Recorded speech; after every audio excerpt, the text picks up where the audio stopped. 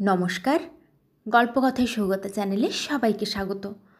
প্রখ্যাত কথাসাহিত্যিক বিভূতিভূষণ বন্দ্যোপাধ্যায়ের লেখা আরণ্যক উপন্যাসটি আমি পড়ে শোনাচ্ছিলাম। আজ ষোড়শ পরিচ্ছেদের শেষ অংশ। মাস ৩-৪ মধ্যে মহালেখারূপের পাহাড়ের কোল হইতে লবটুলিয়া ও নাড়াভৈহারের উত্তর সীমানা পর্যন্ত প্রজা বসিয়া গেল। পূর্বে জমি মিলি হইয়া চাষ আরম্ভ হইয়াছে বটে, কিন্তু লোকের বাস এত হয় নাই। এবছর দলে দলে লোক আসিয়া রাতারাতি গ্রাম বসাইয়া ফেলিতে লাগিল। কত ধরনের পরিবার শীর্ণ টাট্টু ঘোড়ার পিঠে বিছানাপত্র, বাসন, পিতলের ঘয়লা, কাঠের বোঝা, গৃহদেবতা তোলা উনুন চাপাইয়া একটি পরিবারকে আসতে দেখা গেল। মহিষের পিঠে ছোট ছোট ছেলে মেয়ে, হাঁড়ি কুঁড়ি, ভাঙা লণ্ঠন, এমনকি চারপাই পর্যন্ত চাপাইয়া আর এক পরিবার আসিল।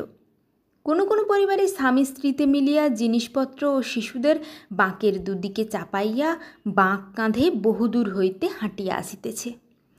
ইহাদের মধ্যে সদাচারী গর্বিত মৈথিল ব্রাহ্মণ হইতে আরম্ভ করিয়া গাঙ্গোতা ও দোসাদ পর্যন্ত সমাজের সর্বস্তরের লোকই আছে। যুগলপ্রসাদ মুহুরীকে জিজ্ঞাসা করিলাম, এরা কি এতদিন গৃহহীন অবস্থায় ছিল? এত লোক আসছে কোথা থেকে? যুগলপ্রসাদের মন ভালো নয়, বলিল, এদেশের লোকই এই রকম।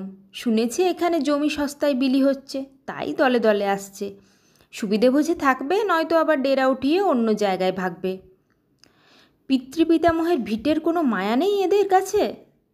কিছু না বাবুজি, এদের উপজীবিকাই হচ্ছে নতুন ওঠা চর বা জঙ্গলমহাল বন্দোবস্ত নিয়ে চাষবাস করা। বাস করাটা আনুষঙ্গিক। যতদিন ফসল ভালো হবে, খাজনা কম থাকবে, ততদিন থাকবে।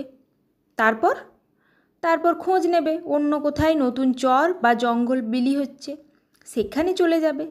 এদের ব্যবসায়ী এই। সেদিন গ্র্যান্ড সাহেবের বটগাছের নিচে জমি মাপিয়া দিতে গিয়াছি। আশরফি টিন্ডেল জমি মাপিতেছিল।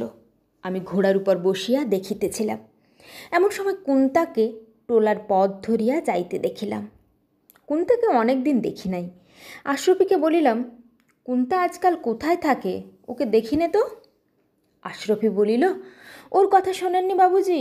ও মধ্যে এখানে ছিল না অনেক দিন। কীরকম?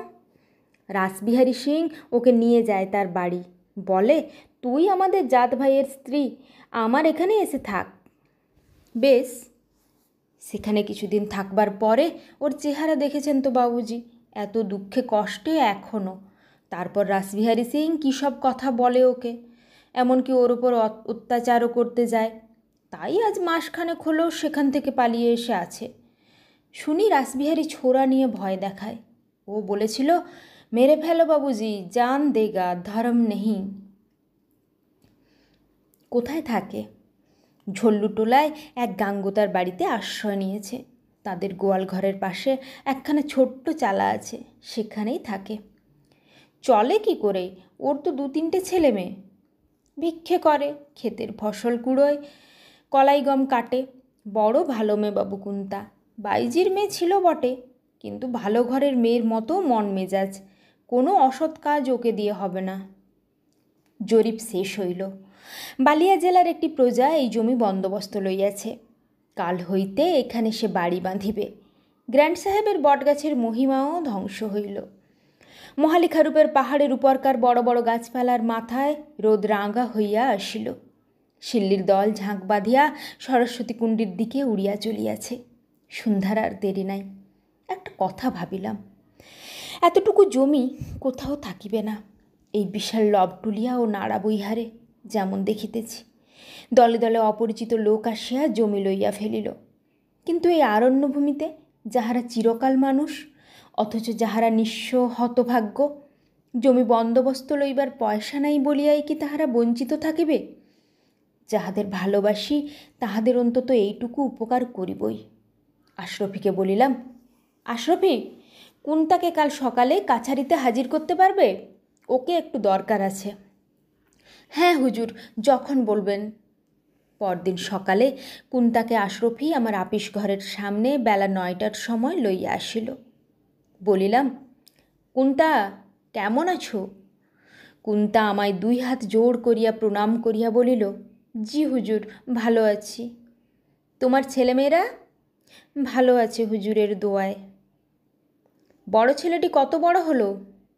এই 8 বছরে পড়েছে হুজুর। মহিষ চড়াতে পারে না?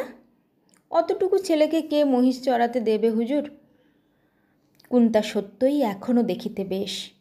ওর মুখে অসহায় জীবনের দুঃখ কষ্ট যেমন ছাপ মারিয়া দিয়াছে, সাহস ও পবিত্রতাও তেমনি তাদের দুর্লভ জয়চিহ্ন অঙ্কিত করিয়া দিয়াছে। এই সেই কাশীর বাইজির মেয়ে, প্রেম বিহলা কুন্তা। প্রেমের উজ্জ্বল বর্তিকা এই দুঃখিনী রমণীর হাতে এখনও সগৌরবে জ্বলিতেছে। তাই ওর এত দুঃখ, দৈন্য, এত হেনস্থা, অপমান। প্রেমের মান রাখিয়াছে কুন্তা। বলিলাম, কুন্তা, জমি নেবে? কুন্তা কথাটি ঠিক শুনিয়াছে কিনা যেন বুঝিতে পারিল না। বিস্মিত মুখে বলিল, জমি হুজুর? হ্যাঁ, জমি, নতুন বিলি জমি। কুন্তা একটুখানি কি ভাবিল, পরে বলিল, আগে তো আমাদেরই কত জোত জমা ছিল। প্রথম প্রথম এসে দেখেছি, তারপর সব গেল একে একে। এখন আর কি দিয়ে জমি নেব হুজুর? কেন, সেলামির টাকা দিতে পারবে না? কোথা থেকে দেব? রাত্রির করে ক্ষেত থেকে ফসল কুড়োই, পাছে দিন মানে কেউ অপমান করে। 8 টুকরি 1 টুকরি কলাই পাই, তাই গুঁড়ো করে ছাতু করে বাছাদের খাওয়াই। নিজে খেতে সব দিন কুলোয় না। কুন্তা কথা বন্ধ করিয়া চোখ নিচু করিল। 2 চোখ বাহিয়া টস টস করিয়া জল গড়াইয়া পড়িল। আশরফে সরিয়া গেল। ছোকরার হৃদয় কোমল, এখনও পরের দুঃখ ভালো রকম সহ্য করিতে পারে না।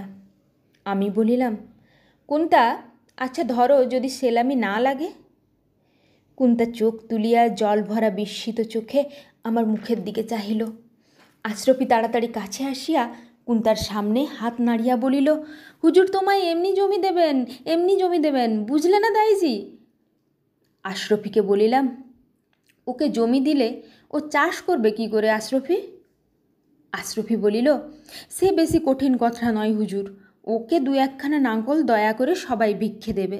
এত ঘর গাঙ্গতা প্রজা, 1খানা নাঙ্গল ঘর পিছু দিলেই ওর জমি চাষ হয়ে যাবে।